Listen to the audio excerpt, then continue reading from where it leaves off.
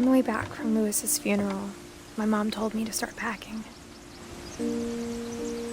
She waited until the day before we left to tell Edie. I'm not sure if she wanted to make it easier or harder.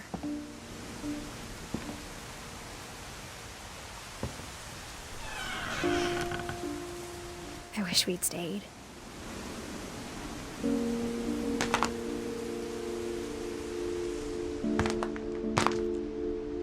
But I understand why we left.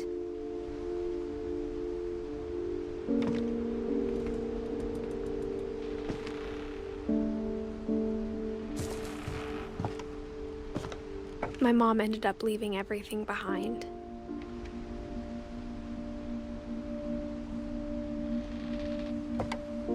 What happened that night had been coming for a long time. Maybe it should have come sooner.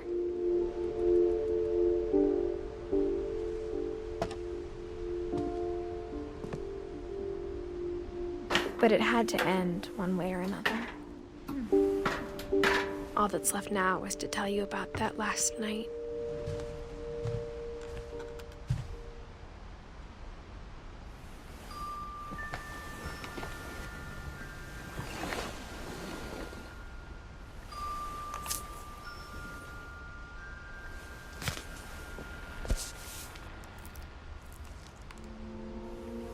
That whole last day, Edie just watched us pack and didn't say a word. Until supper, when she raised her glass and said, "To our final night together, and all our final nights apart." Grandma, you know what I said about alcohol. Some of your medications are very Edith, specific. I left a present for you in the hallway. Why don't you go open it? The grown-ups have to argue now. I'm sorry, you're right. We're all leaving tomorrow. Let's just enjoy our last... I'm not leaving. Edith, you're excused.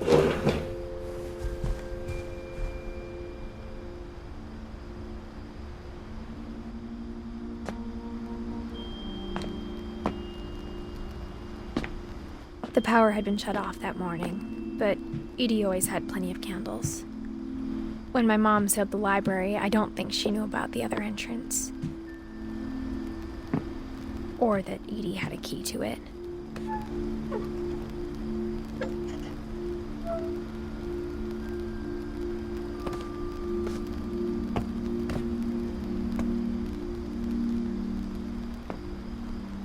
That thing you're afraid of isn't going to end when you leave the house. Edith has a right to know these stories. My children are dead because of your stories. I think it's best if Edith and I leave tonight. We'll have the nursing home send a van for you in the morning, okay?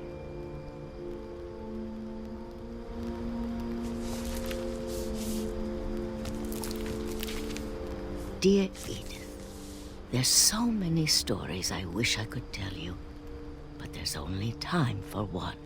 This is about what happened on the night you were born. That night, the tide went way, way out.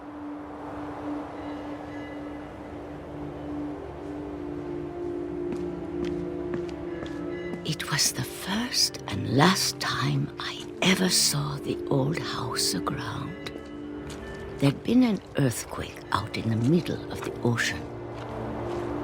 They called it the lowest tide in 1,000 years. God, it smelled awful. You know, I've seen that house every day of my life.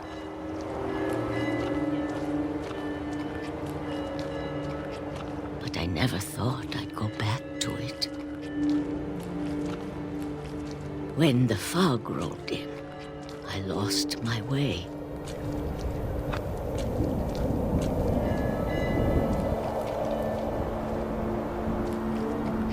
I got turned around.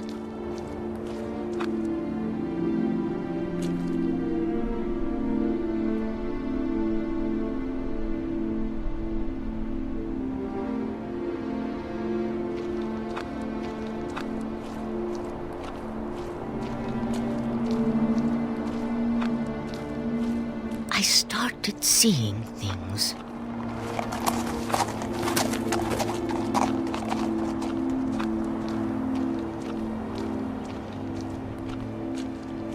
Things I'd forgotten had ever existed.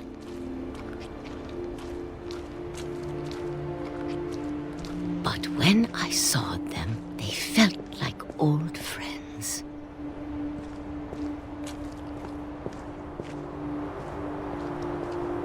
That night, a lot of things came back to me.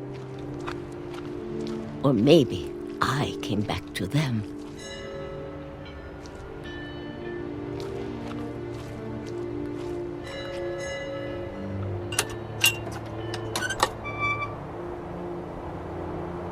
Things I can't explain, but that I need you to try and... Edith, what are you doing in here? It's mine. Edith! Mom, you're gonna rip it! Let go! I kicked and screamed, but Mom dragged me to the car.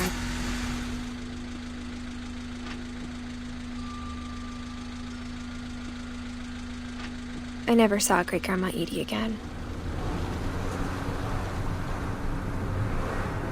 The next morning, the van came to pick her up, but she was already gone. After that, we moved around a lot.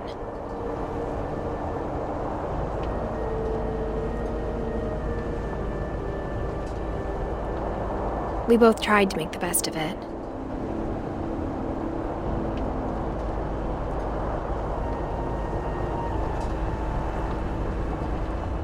A few years went by.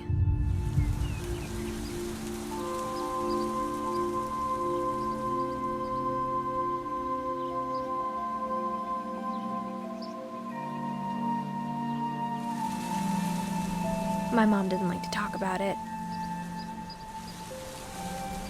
but she started getting sick a lot. The rest happened pretty quickly.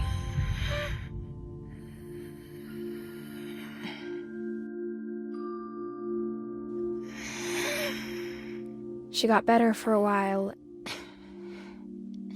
and then she didn't.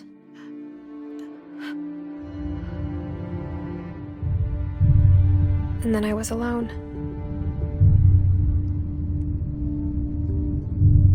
The last Finch left alive.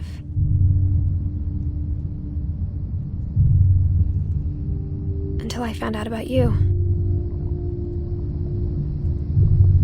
I'm still not sure what to tell you about all this. If we lived forever, maybe we'd have time to understand things. But as it is, I think the best we can do is try to open our eyes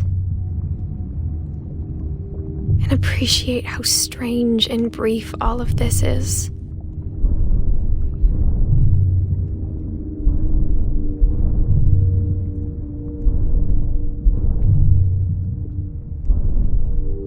This journal was supposed to be for you.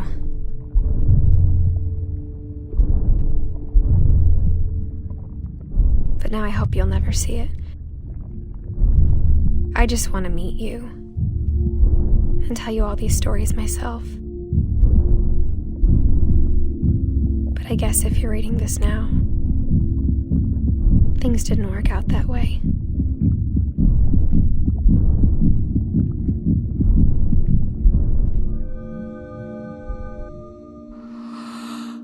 This is where your story begins.